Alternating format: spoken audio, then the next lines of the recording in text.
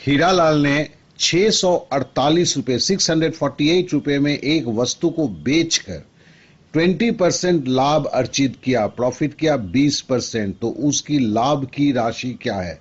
तो चलिए हम इसको करने के लिए क्या करेंगे, अगर 100 रुपए का कोई चीज होगा 20% प्रॉफिट कमाएगा तो कितने में बेचेगा? 120 रुपए में। और इस 120 रुपए में अगर बेचता है तो उसमें प्रॉफिट कितना है? तो 20 रुपया है, क्या है कि 100 रुपए में तो वो खरीदा है। तो फिर हम क्या करेंगे, 120 बराबर हुआ 648 रुपया, तो एक बराबर होगा 648 बटे 120। 20% प्रॉफिट जो है वो बराबर क्या होगा? 648 बटे 120 गुना 20 बराबर काट कूट के होगा 108 रुपए।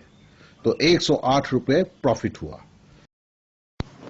राम ने 15% हानि पर, लॉस पर एक बकरी को 136 रुपए में बेचा, 136 में बेचा। 15% लाभ प्राप्त करने के लिए उसे कितने रुपए में बेचनी चाहिए? देखिए इस तरह का मैथ हम पहले भी कर चुके हैं, चलिए देखते हैं। लॉस 15% बराबर 100 रुपए में खरीदेगा तो बेचेगा कितना में? 100 माइनस 15 बराबर 85।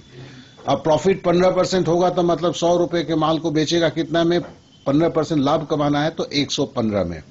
अब देखा है वो 136 रुपए में बेचकर उसे 15% का लॉस हुआ है, तो हम क्या बोलेंगे? 85% बराबर है 136 रुपया, 1% बराबर होगा 136 बटे 85, और प्रॉफिट चूंकि 15% लेना है तो 115% बराबर होगा 136 गुना 115 बटे 185। तो काट कूट के होगा 23 को 8 से गुना करना होगा तो बराबर होगा 184 रुपए।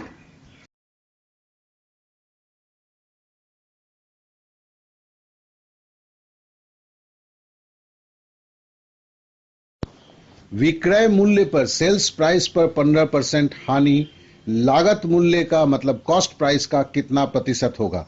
देखिए यहां पे हम पहले ऐसे कर बराबर देखें कि हम जो लेते हैं कॉस्ट प्राइस को 100 मानते हैं, यहां पे हमें क्या मानना होगा? सेल्स प्राइस को 100। तो हमने सेल्स प्राइस को 100 रुपया मान लिया, 15% लॉस होता है तो मतलब कॉस्ट प्राइस कितना होगा? 115 होगा। तो 115 कॉस्ट प्राइस पे ही तो लाभ या नुकसान होता है ना, तो 115 रुपये बराबर होगा 15।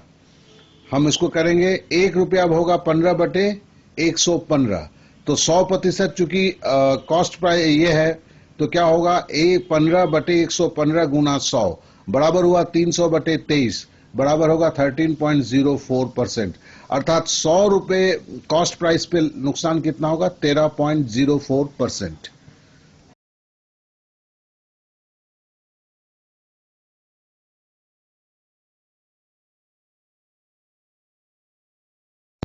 इस सवाल को देखें, y का x प्रतिशत 100 हो तो z का y प्रतिशत 200 हो तो x और y में क्या संबंध है? देखिए का मतलब होता है मल्टीप्लीकेशन का सिंबल, तो y का मतलब y गुना x प्रतिशत, x प्रतिशत को कैसे लिखेंगे? x बाई 100 बराबर है 100। ये तो पहला दिया, जैसे y का x बराबर 100, इसका मतलब यही हुआ। दूसरा है z का y प्रतिशत, तो z का y प्रतिशत होता है तो क्या? z गुना y बाई 100 बराबर 200, ठीक है ना। तो फिर देखिए 200 है और इधर 100 है, तो बराबर करने के लिए z इंटू वाई बाई 2 कर देते हैं तो ये भी 100 हो जाएगा। तो अब क्या हुआ देखें, y गुना x बराबर 100 है और z गुना y बटे 2 अगर है ये भी 200 है, ये भी बराबर आपका 100 हो गया। तो फिर दोनों तरफ 100 है तो हम लिख सकते हैं y x बाई 100 बराबर z y बाई 200। तो देखिए अब इसको जब करते हैं तो आपका क्या हुआ? 2yx बराबर हो गया zy। अब y दोनों तरफ का काट दिया तो हो गया z बराबर 2x। तो यही आपका आंसर हुआ, आंसर बी।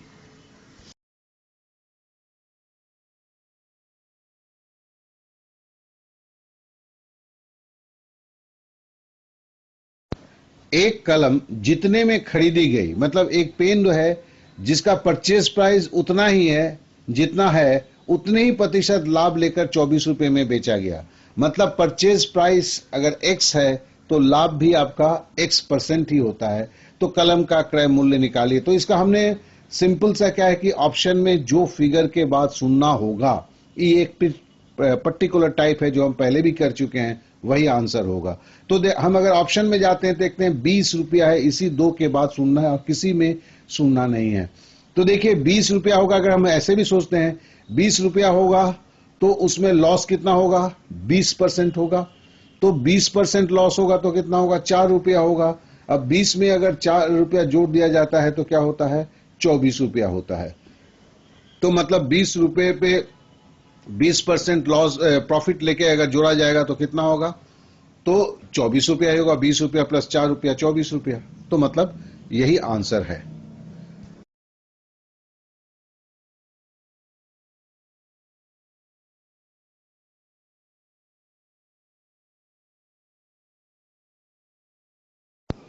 अंकित मूल्य अर्थात एमआरपी 22,000 रुपए वाले एक स्कूटर को, अच्छे दिन आ गए 22,000 में स्कूटर मिल रहा है, तो एमआरपी 22,000 रुपए वाले स्कूटर को सीमा ने 5% छूट पे खरीदा। तो चलिए पहले फटाफट निकाल लेते कितने में खरीदा। 22,000 रुपये है, 5% का डिस्काउंट है, तो 5/100 गुना 22,000 बराबर 1100। तो 22,000 से 1100 घटा दिया तो 20,900 हुआ। मतलब सीमा को जो उसकी प्राइस थी 20,900 गिरी, लेकिन उसके ऊपर 8% उसको टैक्स भी भरना पड़ा। तो 20,900 तो देने ही है, और 20,900 का 8% होगा 20,900 गुना 8/100, 8% बराबर 8/100। तो वो काट कूट के हुआ क्या, 1,672 रुपया। अब 20,900 रुपया तो स्कूटर का दाम है और टैक्स हो गया 1,672 रुपया, जोड़ दिया तो क्या हुआ, 22,572 रुपया। तो सीमा ने इसी दाम पे 22,572 रुपये में स्कूटर को खरीदा था। 400 आम 125 रुपये प्रति 100 की दर से, मतलब 125 रुपये में 100 आम मिलते हैं, तो 400 आम कितने में मिलेंगे, तो सीधी बात है 125 को हम 4 से गुना कर देंगे तो 500 रुपये में आम खरीदा। तो 400 आम 125 रुपये प्रति 100 की दर से क्रय करके, अब बोलता है इसमें 100 रुपया लाभ भी कमाना है, तो 500 रुपये में आम खरीदा और 100 रुपया लाभ करेगा तो टोटल कितना में बेचना होगा, 600 रुपये में। अब 600 रुपये में कितना आम बेचना है उसको, 400 आम। तो एक आम का दाम कितना होगा, 1.5 रुपये, क्या कि 600/4 400 बराबर 1.5 रुपया होता है। तो अब दर्जन का भाव क्या होगा, तो 1 रुपये 50 पैसे गुना 12 बराबर हो गया 18 रुपये।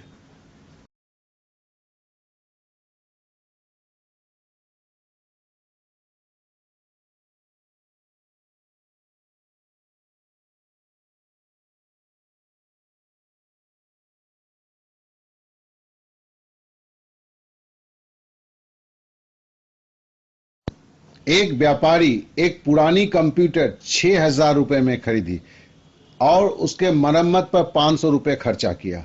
तो 6,000 में कंप्यूटर खरीदी, 500 रुपया खर्च किया, तो उसका कुल खर्च कितना हुआ, 6,500। और क्या बोलता है, उसे 7,020 रुपये में बेच दिया। 7,020 रुपये में बेचा और उसका खर्चा हुआ 6,500, तो घटा दिया तो कितना हुआ, 520 रुपये का फायदा हुआ। तो प्रतिशत of profit, percentage of profit क्या निकालेंगे, 520 रुपये का प्रॉफिट हुआ, कितने पे हुआ, 6,500 रुपया लगाया था, तो 520/6,500 गुना 100। तो अगर हम काट कूट करते हैं तो मिलेगा 8%, अर्थात 8% का फायदा हुआ।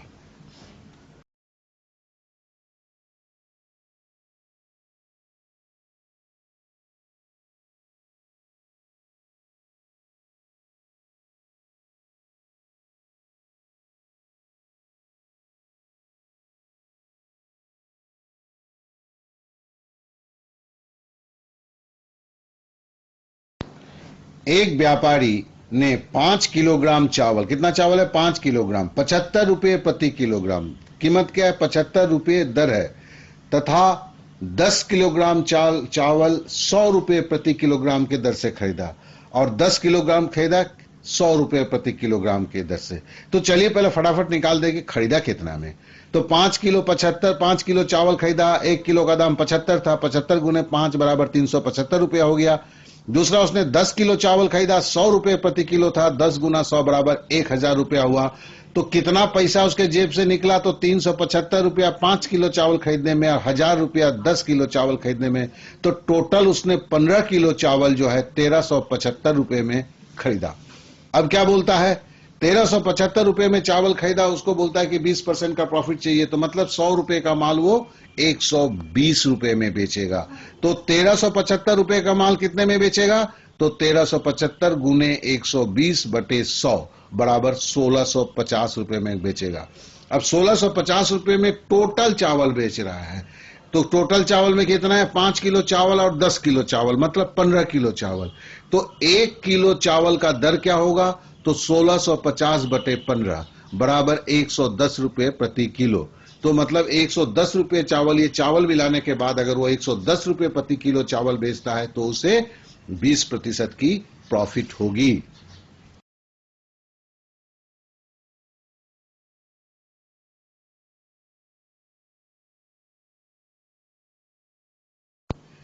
₹120 की क्रय मूल्य वाली वस्तु पर दुकानदार को कितना मूल्य अंकित करना चाहिए, मतलब एमआरपी कितना लिखना चाहिए, ताकि 15% डिस्काउंट छूट देने के बाद भी उसको 20% का प्रॉफिट हो। तो देखिए यहां पे क्रय मूल्य 153 रुपया चूंकि दिया हुआ है, इसलिए हम भी मानेंगे तो 100 रुपया चलिए हम क्रय मूल्य मान लेंगे। तो बोलता है उसमें 20% की प्रॉफिट होनी चाहिए, तो मतलब 100 रुपए का माल 120 रुपया होना चाहिए, मतलब 120 रुपया उसको मिलना चाहिए। अब बोलता है उसको 15% छूट भी देना है, तो 100 रुपए के माल पे वो कितना छूट देता? 15 रुपया देता, ठीक है ना। तो यहां पे 120 रुपए के सॉरी 100 रुपए के माल पे 15% छूट देता, मतलब क्या है? अगर वो 85 रुपया अगर उसको मिलना है तो उसे 100 रुपया लिखना चाहिए है। तो 85 रुपया अगर मिलना है तो उसे 100 रुपया लिखना है। तो अगर 120 रुपया मिलना है तो कितना लिखना चाहिए? तो क्या होगा? 120 गुने 100 बटे 85। देखिए हमारा क्या है कि 120 रुपया बढ़ना चाहिए, इसके लिए हमने क्या, हमारे पास दो ही फिगर था 100 और 85, हमने 100 से गुना किया, 85 से भागा दिया, ये हमने पहले भी सिखाया है। अब देखिए क्या बोलता है, तो मेरे पास कितना आएगा? देखिए काट कूट हम करना बड़ा मुश्किल हो गया यहाँ पे, तो हम 12,000 बटे 85 लिख देते हैं, क्योंकि हम यहाँ पे दशमलव वैल्यू में कभी भी नहीं लाएंगे उसे, क्योंकि मेरे को आगे जाके प्रॉब्लम होगा।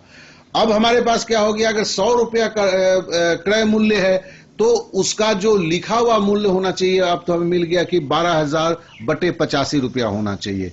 अब हमारे पास क्या है कि हम 100 रुपया माने, बेसिकली तो वो 153 रुपए की है, तो हम बोलेंगे 100 रुपया बराबर है 153 रुपया, 1 रुपया बराबर होगा 153 बटे 100, और हमने जो अभी निकाला 12,000 बटे 85 है, वो बराबर क्या होगा? तो देखिए 153 बटे 100 गुना 12,000 बटे 85, तो हमारा ये काट कूट के हो जाएगा 216 रुपया। अगर इसका कहने का मतलब है, अगर हम 216 रुपये हम एमआरपी लिखते हैं तो उसमें से 15% छूट देने के बाद भी 153 रुपए के हिसाब का 20% के हिसाब से उस दुकानदार को प्रॉफिट मिलेगा।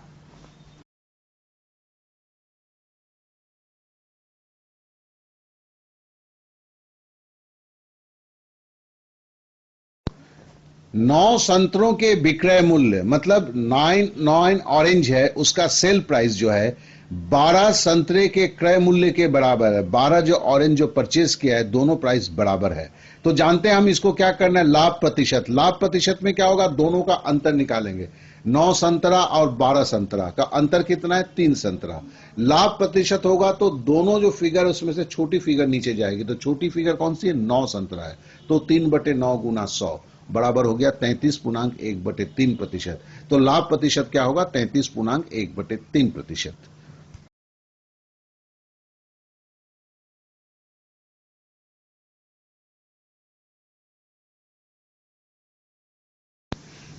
इस सवाल को देखें, एक कमीज को, एक शर्ट को 600 रुपए में बेचने पर, ध्यान देंगे, बेचने पर, सेल करने पर व्यक्ति को उसके क्रय मूल्य के बराबर 1/6 का नुकसान होता है। उसका जो प्राइस जो है उसका 1/6 नुकसान होता है, 1/6 ऑफ द कॉस्ट प्राइस। क्रय मूल्य पर 1/6 का लाभ कमाने के लिए उस कमीज को कितना में बेचना चाहिए? देखिए हम एक्स लेके भी कर सकते हैं और कोई फिगर लेके भी कर सकते हैं। एक्स का मतलब होता है कोई भी फिगर। चूंकि यहां पे देखिए 600 है और 1/6 है, इसके लिए हम कॉस्ट प्राइस को 100 के जगह पे हमने 600 रुपया मान लिया। तो चलिए कॉस्ट प्राइस अगर 600 रुपया है तो बोलता है लॉस जो होगा वो 1/6 ऑफ द कॉस्ट प्राइस। तो लॉस कितना होगा, मेरा माना हुआ 600 रुपये है, गुना 1/6 मतलब 100 रुपया। अगर तो इसका मतलब लॉस होगा 100 रुपया। अगर कॉस्ट प्राइस 600 रुपया है तो सेल्स प्राइस क्या होगा, चूंकि लॉस हुआ है तो 600 में से हम 100 घटा देंगे तो हो जाएगा 500 रुपया। अब बोलता है कि प्रॉफिट जो है वो कॉस्ट प्राइस का 1/6 होना चाहिए। तो हम तो कॉस्ट प्राइस हमने 600 माना हुआ है जो हकीकत में नहीं है। तो फिर क्या हुआ, 600 गुने 1/6 बराबर 100 रुपया प्रॉफिट होना चाहिए। तो फिर मतलब है कि अभी तो 500 रुपये में बेचा है, लेकिन 1/6 अगर उसको लाभ करना है, 600 रुपया उसकी कीमत है, तो 600 रुपये में 100 रुपये जोड़ के 700 रुपया होगा। तो कहने का मतलब देखो, अभी वो उसने सेल किया है 500 रुपये, जो हमने 600 रुपये मान के किया था, लेकिन यहां बोला है कि 600 रुपये में किया है, ठीक है ना। तो हम एक चीज को समझ गए कि अगर सेल प्राइस 500 रुपये है, तो अगर वो बेचेगा 700 रुपये में, तो इतने जो बोले गए हैं 1/6 दो बार बोले हैं, 1/6 का लॉस हुआ, 1/6 का प्रॉफिट होना चाहिए, ये दोनों कंडीशन फुलफिल हो जाएंगे। ध्यान में दीजिए कि हमने अगर 600 रुपये को हम मानकर, जो हमारा सेल प्राइस निकला 500 रुपये और प्रॉफिट सेल प्राइस जो निकला 700 रुपये, वो किसके बेसिस पे है, 600 रुपये के बेसिस पे है। तो मतलब है कि अगर 500 रुपये में अगर कोई चीज खरीदता है, बेचता है, जब उसकी सेल्स प्राइस 600 रुपये है, तो 700 रुपये में बेचने पर उसको जो कंडीशन इस बुक 32 क्वेश्चन नंबर में दिया हुआ है वही होगा। तो हम लिखते हैं 500 रुपये में अगर किसी का कॉस्ट प्राइस है, तो 1/6 लॉस और 1/6 प्रॉफिट को करने के लिए उसे 700 रुपये में बेचना होगा। तो 1 रुपया अगर किसी का कॉस्ट प्राइस है तो क्या होगा, 700/500। अब यहां बोला है 600 रुपया अगर होगा तो क्या होगा, 700/500 गुना 600, मतलब है कि अगर 840 रुपया काट कूट के होगा। तो कहने का मतलब है अगर 500 रुपये का अगर कोई बेचता है और 1/6 लॉस होता है और 1/6 प्रॉफिट करने के लिए उसे 700 रुपये में बेचना होगा, तो उसी तरह 600 रुपये के माल को भी 840 रुपये में बेचना होगा, तभी उसके 1/6 लॉस कवर हो जाता है प्लस 1/6 प्रॉफिट हो जाता है।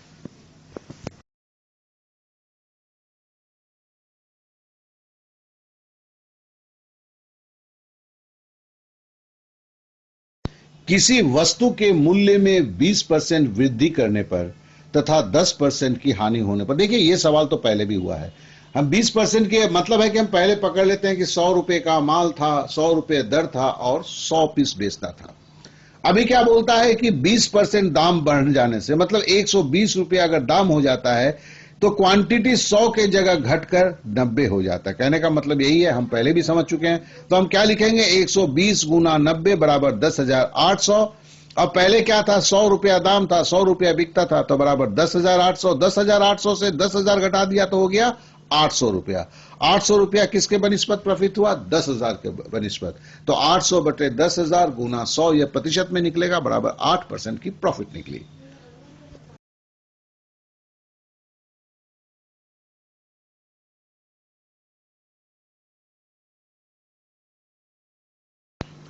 सुरेश ने एक गाय को 1800 रुपये में बेचा, बहुत अच्छी बात है, और तो उसे 20% लाभ हुआ।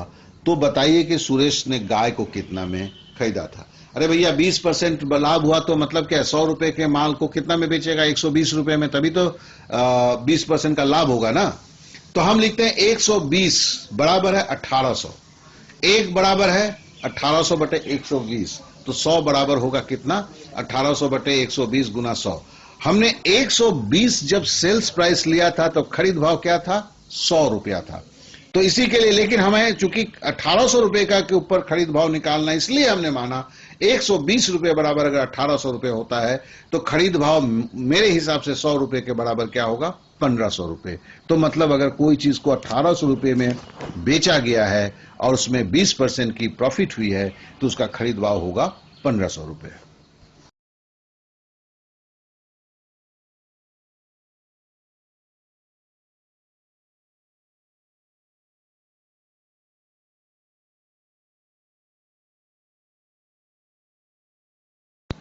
देखिए इस सवाल को देखें, कोई वस्तु 15% लाभ के बदले यदि 20% हानि पे बेची जाती तो उसे 770 रुपए ग्राम प्राप्त होता। जैसा इस जगह का ही खाली अर्थ पहले कर लें।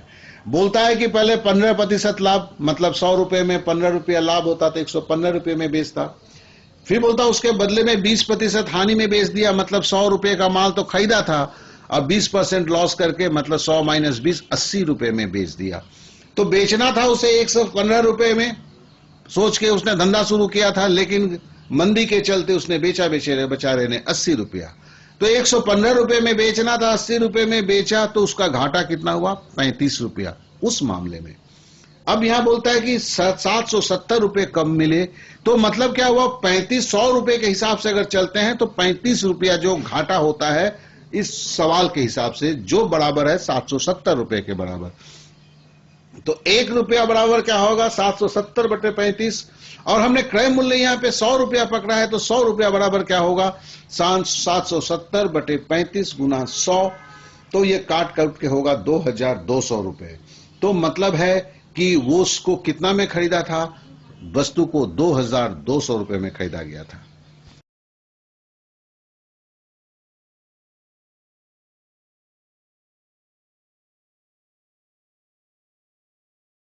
एक दुकानदार ने अपना सामान 75 रुपए में बेचा। यदि उसका लाभ प्रतिशत सामान के लागत मूल्य के बराबर, देखिए एक टिपिकल टाइप है, बार बार बोलता हूं, इसका लाभ प्रतिशत जितना परसेंटेज ऑफ प्रॉफिट होता है उतना परसेंटेज ही उसका कॉस्ट प्राइस है। तो लागत मूल्य क्या था? देखिए ऑप्शन में 40 रुपया है, 50 रुपया है, 52 रुपया है, 47 रुपया, 50 पैसा। अब हमारे पास थोड़ी सी प्रॉब्लम हो गई। क्यों प्रॉब्लम हो गई? कि देखिए 50 रुपया भी है, 40 रुपया भी, दोनों के बाद सुनना है। तो यहां पे हम क्या करेंगे? और दोनों को तो छांट देते हैं। अब ये 40 में करेंगे या 50 में करेंगे? देखिए अगर 40 रुपया लाभ है, उसका क्या कहते हैं, कॉस्ट प्राइस होगा, तो उसी के ऊपर 40% प्रॉफिट होना होगा। तो 40 रुपए का 40% कितना होता है? 16 रुपया। 40 और 16 को जोड़ेंगे तो 56 रुपया, लेकिन बोला गया चीज को 75 रुपये में बेचा गया है, तो ये नहीं है। तो 50 रुपया लेते हैं। 50 रुपये में 50% प्रॉफिट कितना होगा? 25 रुपया होगा। तो 50 और 25 जोड़ेंगे तो कितना होगा? 75 रुपया। तो दुकानदार ने 75 रुपये में माल बेचा है, तो इसका मतलब है कि 50 रुपया ही उसका कॉस्ट प्राइस था, तभी उसका ऊपर उसको 50% प्रॉफिट मिला। तो इसका मतलब क्वेश्चन नंबर 36 जो का जो आंसर है वो बी होगा, 50 रुपये।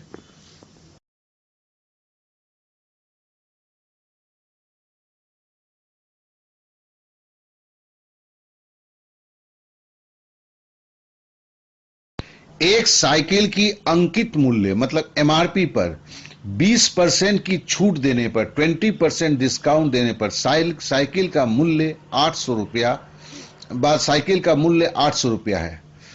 यदि छूट न दी जाए तो दुकानदार को 25% लाभ होता। साइकिल का क्रय मूल्य क्या है? बड़ा सिंपल है, बड़ी घुमा घुमा के बोला है।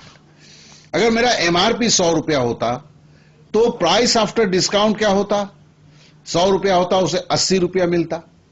अब क्या बोलता है कि अगर उसे छूट नहीं दिया जाता तो 25% का लाभ होता।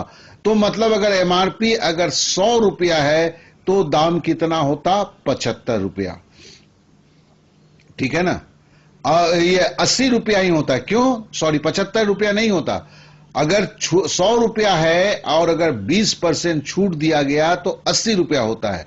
80 रुपए का 25% कितना होगा भाई साहब? 80 रुपए का 25% होगा 20 रुपया। तो मतलब क्या है? 80 रुपया अगर 100 रुपए में 20% छूट देता है तो 80 रुपया हुआ।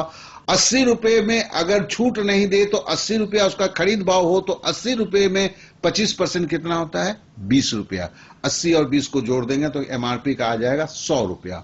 तो कहने का मतलब है अगर एमआरपी 100 रुपया है, डिस्काउंट 20% देने के बाद 80 रुपया होता है, जो समझ लीजिए उसकी खरीद भाव है, और 80 रुपये पे अगर हम 25% जोड़ते हैं तो 20 रुपया होता है। तो 80 और 20 मिलकर 100 रुपया हो जाता है। मतलब 80 रुपये में अगर 100 रुपया एमआरपी है, 80 रुपया खरीद भाव है, तो उसी 80 रुपये के ऊपर 25% का प्रॉफिट जो होगा वह 20 रुपया होता है। ये तो पूरी कहानी हमें समझ में आ गया। अब बोलता है कि 800 रुपया है। छूट देने के बाद क्या था? 800 रुपया था। तो मतलब 100 रुपये का अगर छूट देने के बाद 80 रुपया होता है तो एमआरपी क्या था? 100 रुपये। 80 रुपये का एमआरपी भाव क्या है? 100 रुपया। 800 रुपये का एमआरपी भाव क्या होगा भाई साहब? वो होगा 1000 रुपये। तो आपका क्वेश्चन का आंसर डी है।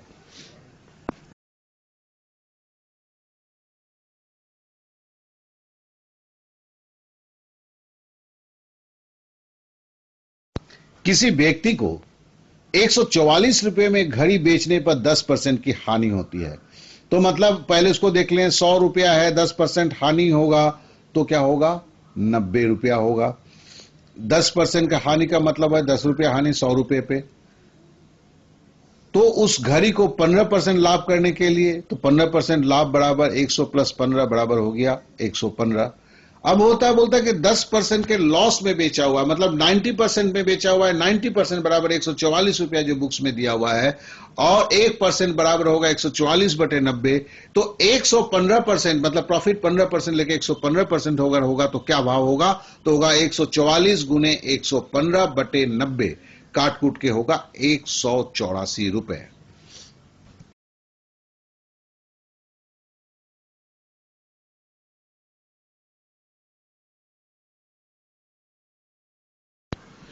तीन वस्तुओं को 4 वस्तुओं के लागत पर बेचने से क्या लाभ होगा? देखिए क्वेश्चन, इसके पहले जो क्वेश्चन है सेम है, लिखने की तरीका थोड़ा गलत है।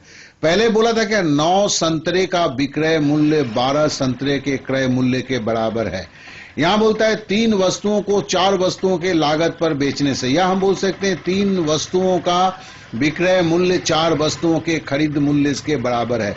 यही तो मामला है। तो देखो, दोनों को 2 बार पढ़ेंगे तो देखेंगे कि दोनों एक ही चीज है। तो फिर है क्या है कि दोनों का डिफरेंस, 4 और 3 का डिफरेंस क्या हुआ? 1 हुआ। लाभ होता है, लाभ होता है तो मतलब छोटी संख्या नीचे आती है, तो मतलब 1/3 हुआ और गुना 100 हो गया। तो आंसर क्या होगा? 33.1/3%।